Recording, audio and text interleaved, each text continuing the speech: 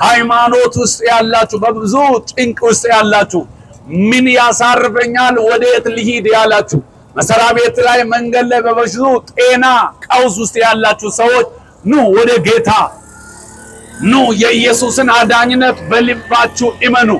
ኢየሱስ የነፍስም የሥጋም ጌታ ነው። በብዙ ጭንቅ ውስጥ መከራ ውስጥ ሱስ ውስጥ ያላችሁ ሰዎች እያወረን ያለነው ሕይወት ሆኖ ተገልጦላችኋል። ብርሃን ሆኖ ተገልጦላችኋል። ዘመን ሳያልቅ ጊዜ ሳይጨልም ምናልባት ዛሬ የምናያቸው ነገሮች ያልፋሉ። ሰው ልጅ በ20 ዕድሜውና በ40 ዕድሜ ፊቱ ትክክል አይደለም፣ አቅሙ ጉልበቱ ትክክል አይደለም፣ ይቀየራል። እንደዛውም እቺ ምድር ትጠቀለላለች፣ ሰማይ ይጠቀለላል፣ ዘመን ያልቃል፣ ጊዜ ይጨልማል።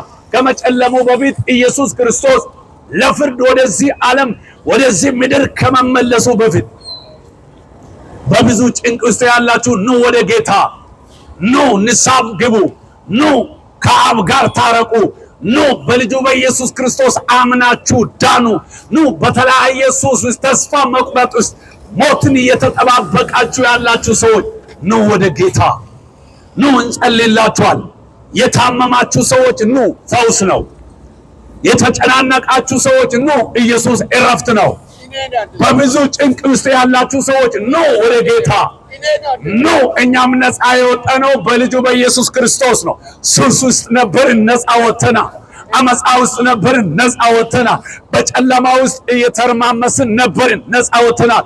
ብርሃን ሆኖ የተገለጠው የናዝሬቱ ኢየሱስ ነው። ጆሮ ያለው ይስማ፣ የሰማ ላልሰማ ያሰማ። መዳን መንገድ ብቸኛ ኢየሱስ ነው። ሃይማኖት አይደለም፣ ዕውቀት አይደለም።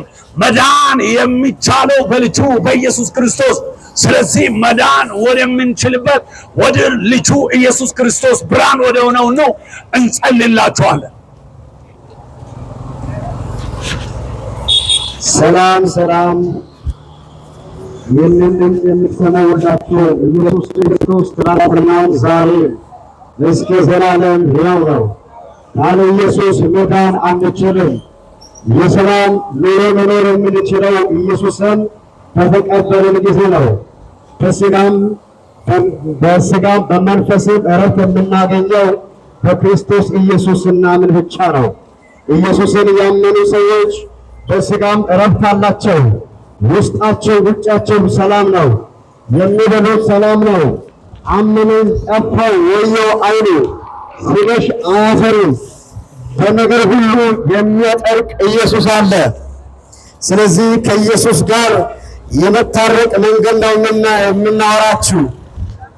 ከኢየሱስ ርቀው ሰው ቢኖር ረጅም ዓመት አይኖርም። ከኢየሱስ ጋር የታረቀ